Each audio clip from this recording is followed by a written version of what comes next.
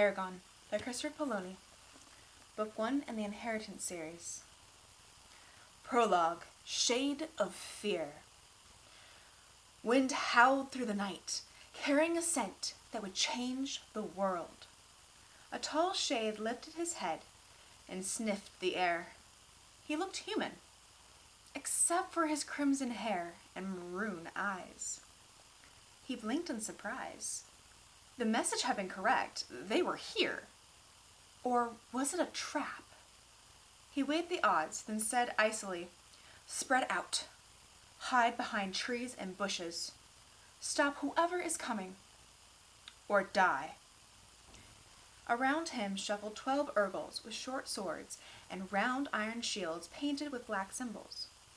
They resembled men, with bowed legs and thick brutish arms made for crushing. A pair of twisted horns grew above their small ears. The monsters hurried into the brush, grunting as they hid. Soon the rustling quieted, and the forest was silent again. The shade peered around a thick tree and looked up the trail. It was too dark for any human to see, but for him, the faint moonlight was like sunshine streaming between the trees. Every detail was clear and sharp to his searching gaze. He remained unnaturally quiet, a long pale sword in his hand. A wire-thin scratch curved down the blade. The weapon was thin enough to slip between a pair of ribs, yet stout enough to hack through the hardest armor. The Urgles could not see as well as the shade. They groped like blind beggars, fumbling with their weapons. An owl screeched past, cutting through the silence. No one relaxed until the bird flew past. Then the monsters shivered in the cold night. One snapped a twig beneath with heavy boot. The shade hissed in anger, and the Urgles shrank back, motionless. He suppressed his distaste. They smelled like fetid meat, and turned away. They were tools, nothing more. The shade forced back his impatience as the minutes became hours. The scent must have wafted far ahead of its owners. He did not let the Urgles get up to warm themselves. He denied himself those luxuries too, and stayed behind the tree, watching the trail. Another gust of wind rushed through the forest. The smell was stronger this time. Excited, he lifted a thin lip in a snarl. "Get ready," he whispered, his whole body vibrating. The tip of his sword moved in small circles. It had taken many plots and much pain to bring himself to this moment. It would not do to lose control now. Eyes brightened under the Urgles' thick brows, and the creatures gripped their weapons tighter. Ahead of them, the shade heard a clink as something hard struck a loose stone. Faint smudges emerged from the darkness and advanced down the trail. 3 white horses with riders cantered toward the ambush, their heads held high and proud, their coats rippling in the moonlight like liquid silver. On the first horse was an elf with pointed ears and elegantly slanted eyebrows. His build was slim but strong, like a rapier. A powerful bow was slung on his back. A sword pressed against his side opposite a quiver fletched with swan feathers. The last rider had the same fair face and angled features as the other. He carried a long spear in his right hand and a white dagger at his belt. A helm of extraordinary craftsmanship, wrought with amber and gold, rested on his head. Between these two rode a raven-haired elven lady, who surveyed her surroundings with poise. Framed by long black locks, her deep eyes shone with a driving force. Her clothes were unadorned, yet her beauty was undiminished. At her side was a sword, and on her back a long bow with a quiver. She carried in her lap a pouch that she frequently looked at, as if to reassure herself that it was still there. One of the elves spoke quietly, but the shade could not hear what was said. The lady answered with obvious authority, and her guards switched places. The one wearing the helm took the lead, shifting his spear to a readier grip. They passed the Shade's hiding place and the first few Urgles without suspicion.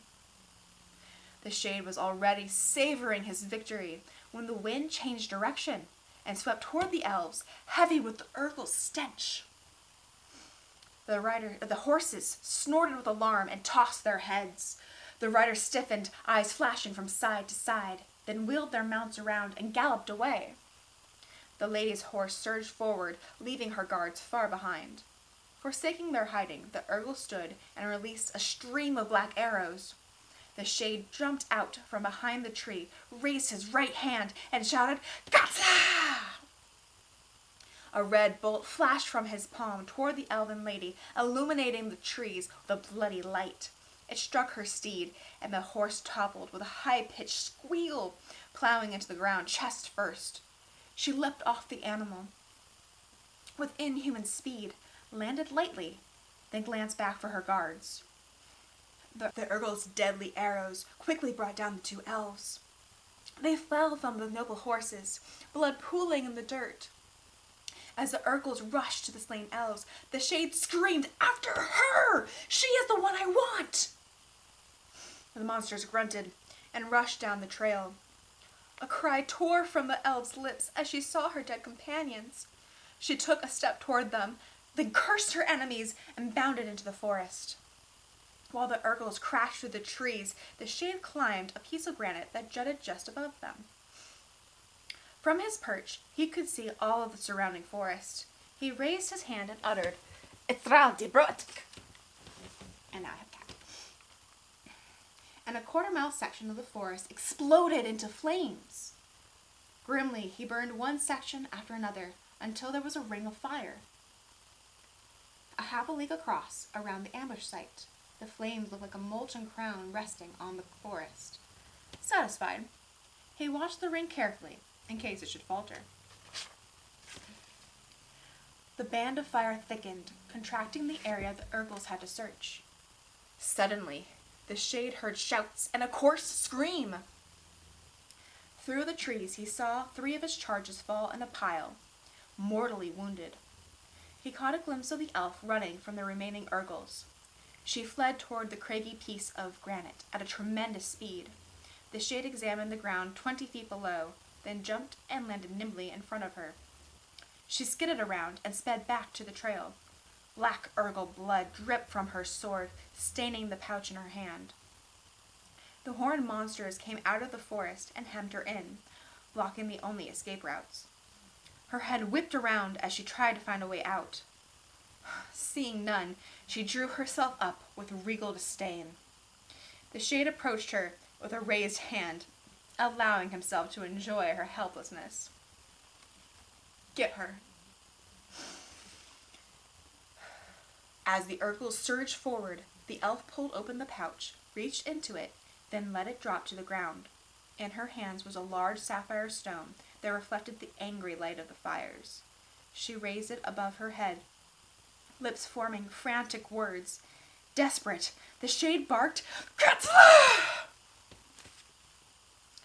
A ball of red flame sprang from his hand and flew toward the elf, fast as an arrow. But he was too late. A flash of emerald light briefly illuminated the forest, and the stone vanished. Then the red fire smote her, and she collapsed. The Shade howled in rage and stalked forward, flinging his sword into a tree. It passed halfway through the trunk, where it stuck, quivering. He shot 9 bolts of energy from his palm, which killed the Urgles instantly. Then ripped his sword free and strode to the elf. Prophecies of revenge, spoken in a wretched language only he knew, rolled from his tongue. He clenched his thin hands and glared at the sky. The cold stars stared back, unwinking, otherworldly watchers. Disgust curled his lip before he turned back to the unconscious elf. Her beauty, which would have entranced any mortal man, held no charm for him. He confirmed that the stone was gone, then retrieved his horse from its hiding place among the trees. After tying the elf onto the saddle, he mounted the charger and made his way out of the woods. He quenched the fires in his path, but left the rest to burn.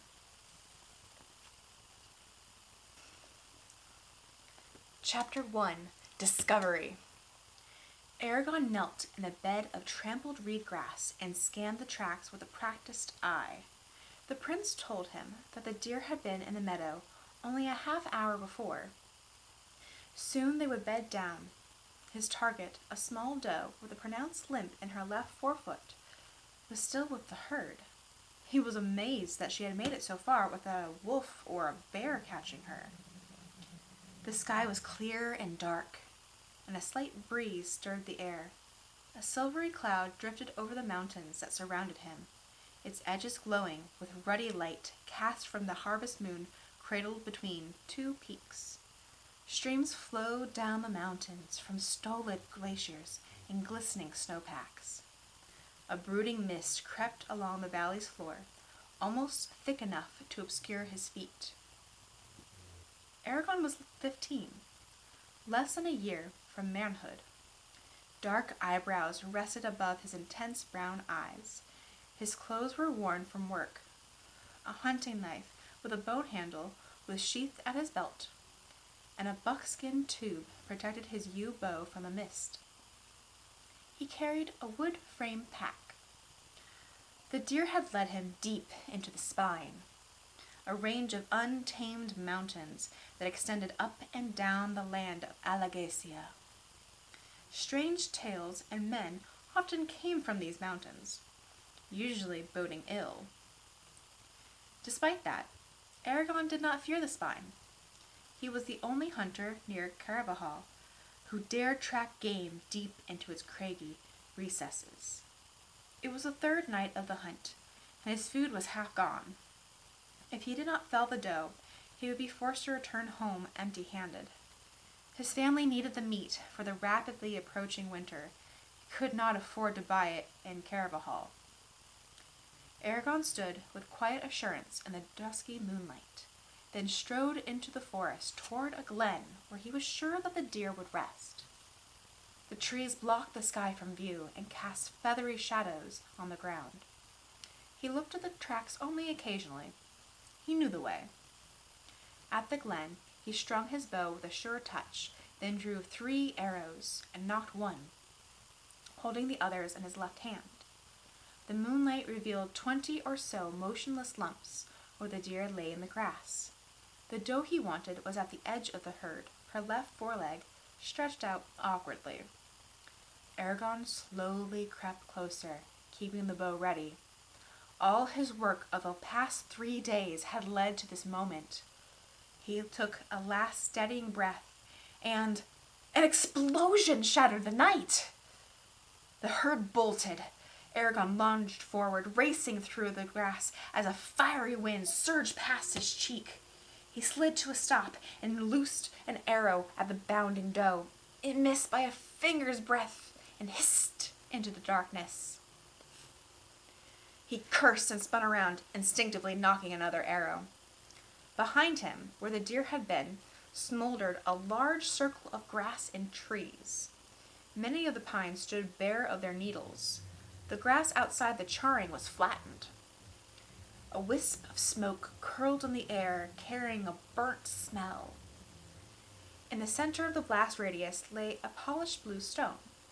Mist snaked across the scorched area and swirled insubstantial tendrils over the stone. Eragon watched for danger for several long minutes, but the only thing that moved was the mist. Cautiously, he released the tension from his bow and moved forward. Moonlight cast him in a pale shadow as he stopped before the stone. He nudged it with an arrow, then jumped back. Nothing happened, so he warily picked it up. Nature had never polished a stone as smooth as this one. Its flawless surface was dark blue, except for thin veins of white that spiderwebbed across it. The stone was cool and frictionless under his fingertips, like hardened silk. Oval and about a foot long, it weighed several pounds, though it felt lighter than it should have.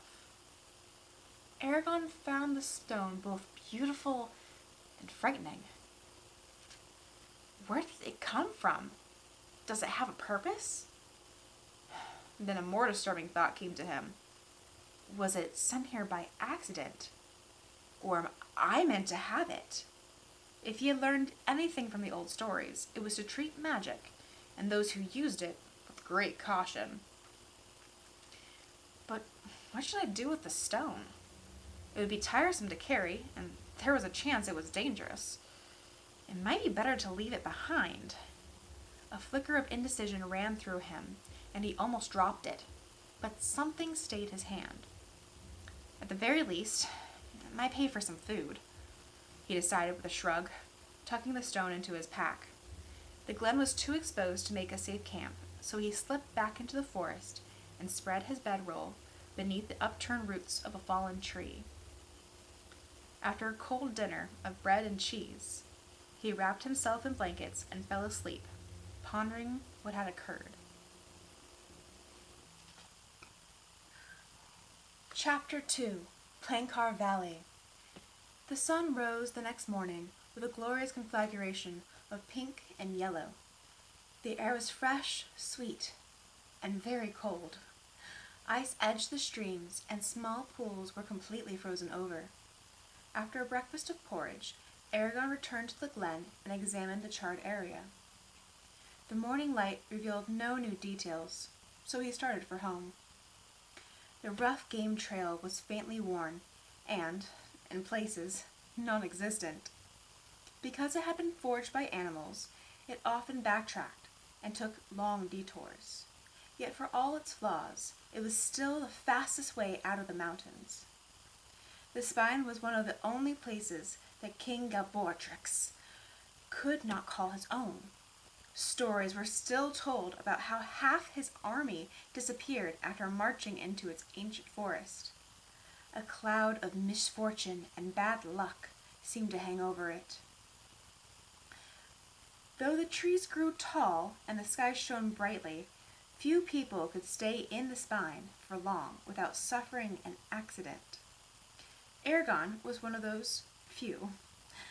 Not through any particular gift, it seemed to him, but because of persistent vigilance and sharp reflexes. He had hiked in the mountains for years, yet he was still wary of them. Every time he thought they had surrendered their secrets, something happened to upset his understanding of them, like the stone's appearance. He kept up a brisk pace, and the league steadily disappeared. In late evening he arrived at the edge of a precipitous ravine. The Anora River rushed by far below, heading to Plankar Valley. Gorged with hundreds of tiny streams, the river was a brute force, battling against the rocks and boulders that barred its way. A low rumble filled the air. He camped in a thicket near the ravine and watched the moonrise before going to bed.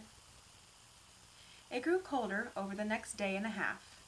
Eragon traveled quickly and saw little of the wary wildlife.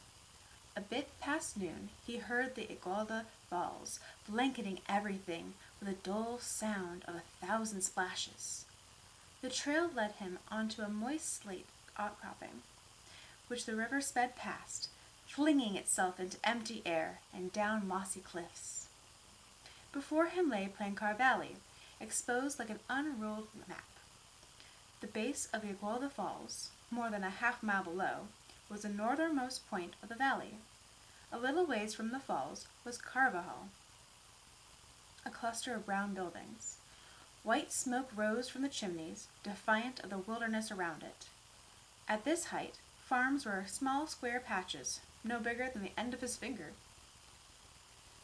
The land around them was tan or sandy, where dead grass swayed in the wind. The Anora River wound from the falls toward Plankar's southern end, reflecting great strips of sunlight. Far in the distance it flowed past the village, Thurnsvold, and the lonely mountain Utgard. Beyond that, he knew only that it turned north and ran to the sea. After a pause, Eragon left the outcropping and started down the trail, grimacing at the descent. When he arrived at the bottom, soft dusk was creeping over everything, blurring colors and shapes into gray masses. Carvahal's lights shimmered nearby in the twilight. The houses cast long shadows. Aside from Thurnsford, Carvahal was the only village in the Plaincar Valley.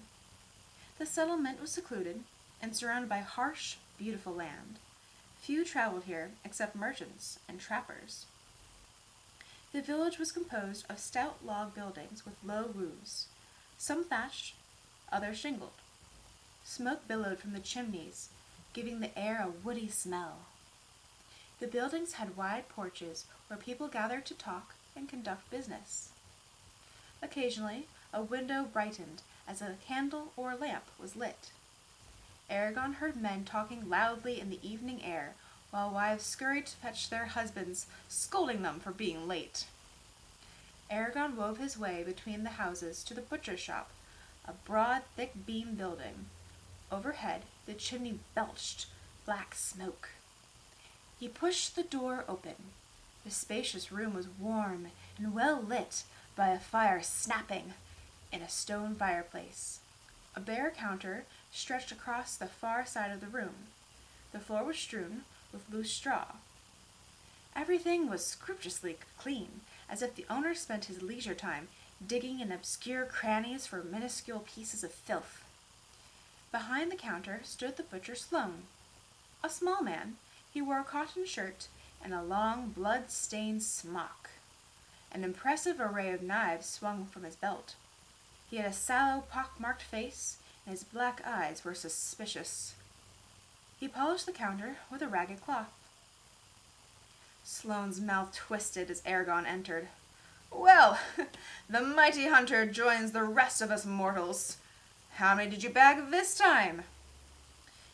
"None," was Eragon's curt reply. He had never liked Sloane.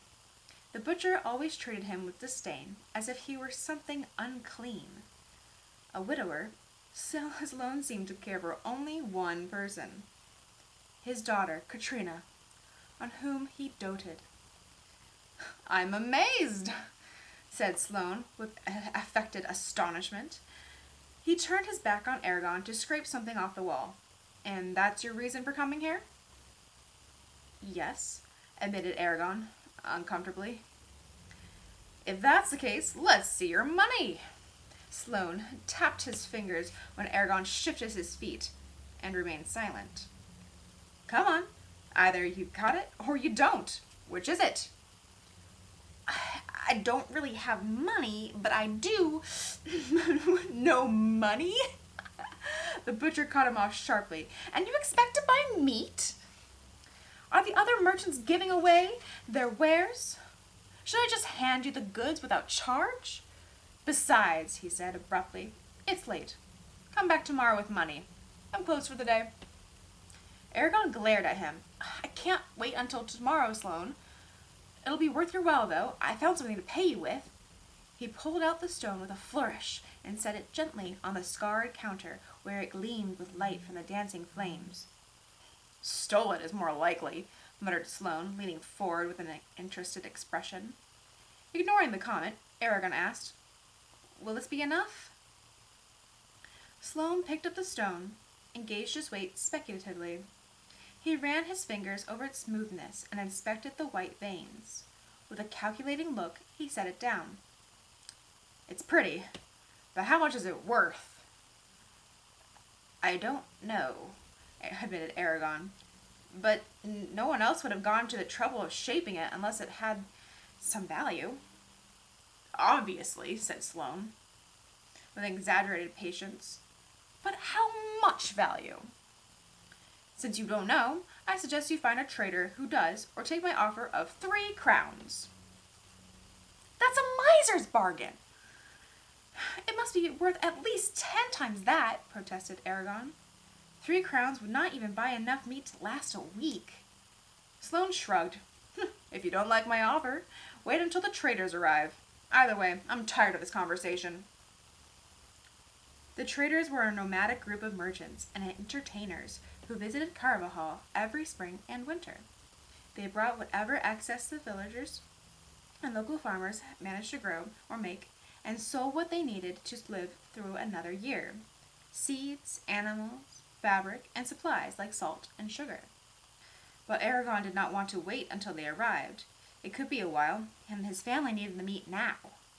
Fine, I accept, he snapped.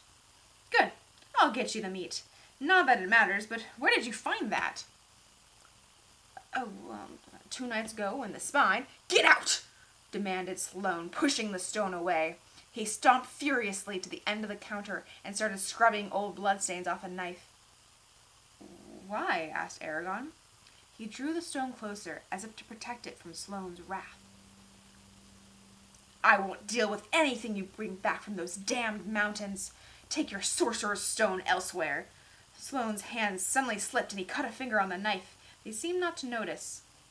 He continued to scrub, staining the blade with fresh blood.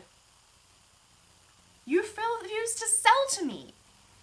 Yes, unless you pay with coins, Sloane growled, and hefted the knife, sidling away. Go, before I make you! The door behind him slammed open. Eragon whirled around, ready for more trouble. In stomped Horst, a hulking man. Sloane's daughter Katrina, a tall girl of 16, trailed behind him with a determined expression. Eragon was surprised to see her. She usually absented herself from any arguments involving her father. Sloane glanced at them warily, then started to accuse Eragon. He won't— Quiet, announced Horst, with a rumbling voice, cracking his knuckles at the same time. He was Carvajal Smith, as his thick neck and scarred leather apron attested. His powerful arms were bare at the elbow. A great expanse of hairy, muscular chest was visible through the top of his shirt. A black beard, carelessly trimmed, roiled and knotted like his jaw muscles. Sloane, what have you done now? Nothing. He gave Eragon a murderous gaze, then spat. This boy came in here and started badgering me. I asked him to leave, but he won't budge. I even threatened him, and he still ignored me. Sloane seemed to shrink as he looked at Horst. Is this true? Demanded the smith. No, replied Eragon. I offered the stone as payment for some meat, and he accepted it. When I told him that I found it in the spine, he refused to even touch it. What difference does it make where it came from? Horst looked at the stone curiously, then returned his attention to the butcher. Why won't you trade with him, Sloane? I've no love for the spine myself, but if it's a question of the stone's worth, I'd back it with my own money. The question hung in the air for a moment. Then Sloane licked his lips and said, This is my own store. I can do whatever I want. Katrina stepped out from behind Horst and tossed back her auburn hair like a spray of molten copper. Perfect. Father, Eragon is willing to pay. Give him the meat, and then we can have supper. Sloane's eyes narrowed dangerously.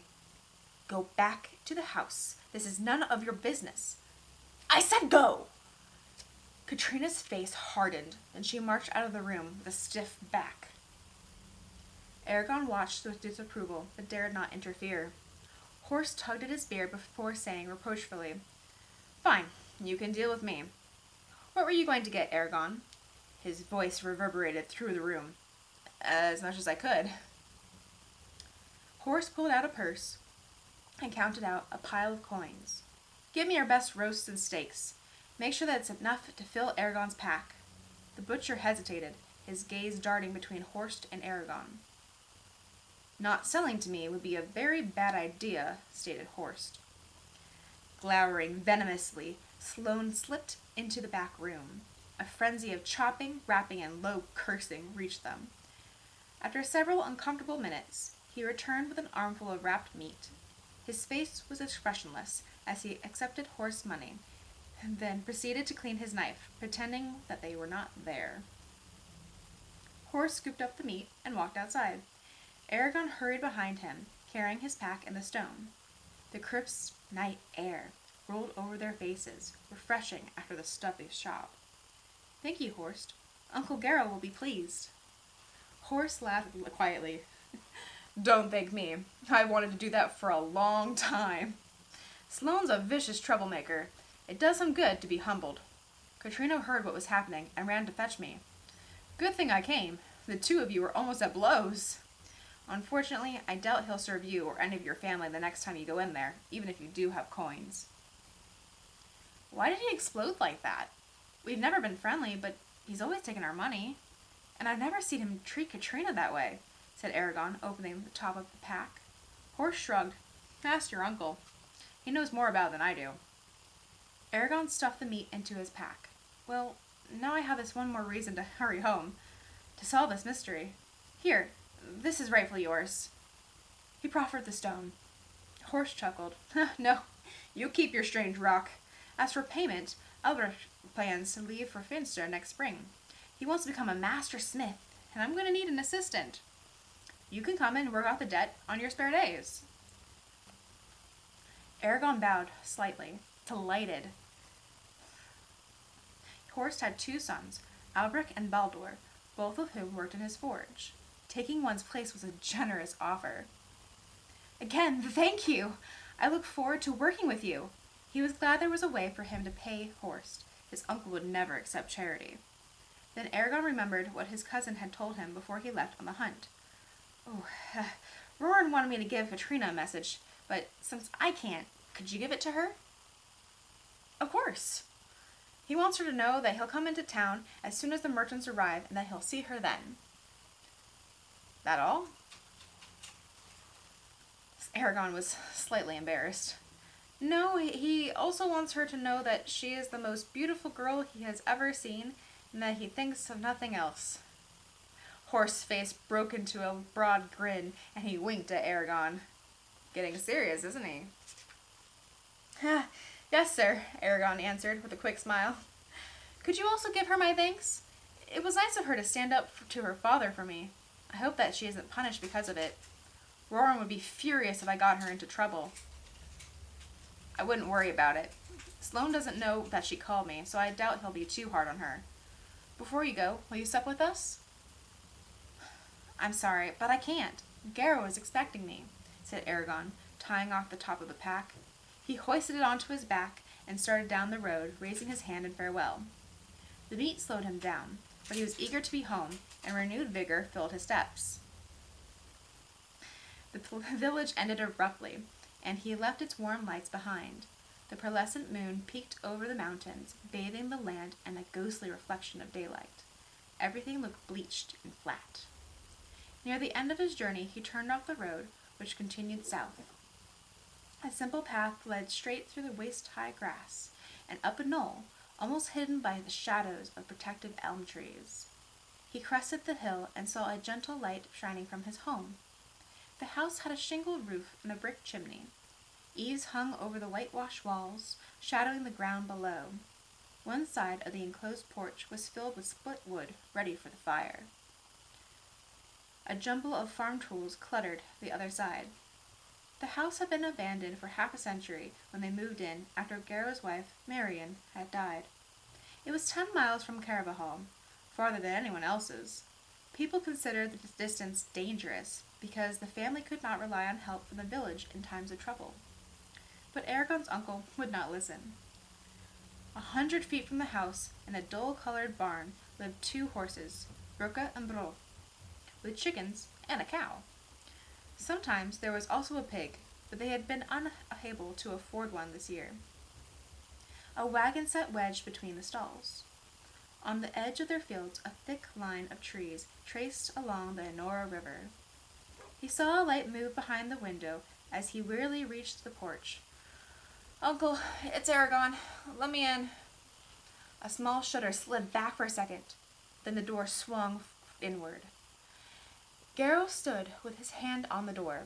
His worn clothes hung on him like rags on a stick frame. A lean, hungry face with intense eyes gazed out from under graying hair. He looked like a man who had been partially mummified before it was discovered that he was still alive. Roran's sleeping, was his answer to Eragon's inquiring glance. A lantern flickered on a wood table so old that the grain stood up in tiny ridges like a giant fingerprint. Near a wood stove were rows of cooking utensils tacked onto the wall with homemade nails. A second door opened to the rest of the house. The floor was made of boards polished smooth by years of trampling feet. Eragon pulled off his pack and took out the meat. "What's this? Did you buy meat? Where did you get the money?" asked his uncle, harshly as he saw the wrapped packages. Eragon took a breath before answering. "No, Horse bought it for us." "You let him pay for it? I told you before I won't beg for our feud. If we can't feed ourselves, we might as well move into town. Before you can turn around twice, they'll be sending us used clothes and asking if we're able to get through the winter." Garrow's face paled with anger. "I did not accept charity," snapped Eragon. "Horst agreed to let me work out the debt this spring. He needs someone to help him because Albrecht is going away." "And where will you get the time to work for him? Are you going to ignore all the things that need to be done here?" asked Garrow, forcing his voice down. Eragon hung his bow and quiver on hooks beside the front door. "I don't know how I will do it," he said irritably. "Besides, I found something that could be worth some money." He set the stone on the table. Garrow bowed over it. The hungry look on his face became ravenous, and his fingers moved with a strange twitch. "You found this in the spine?" "Yes," said Eragon. He explained what happened. "And to make matters worse, I lost my best arrow, and I have to make more before long." They stared at the stone in the near darkness. "How was the weather?" asked his uncle, lifting the stone. His hands tightened around it, like he was afraid it would suddenly disappear. "Cold," was Eragon's reply. "It didn't snow, but it froze each night."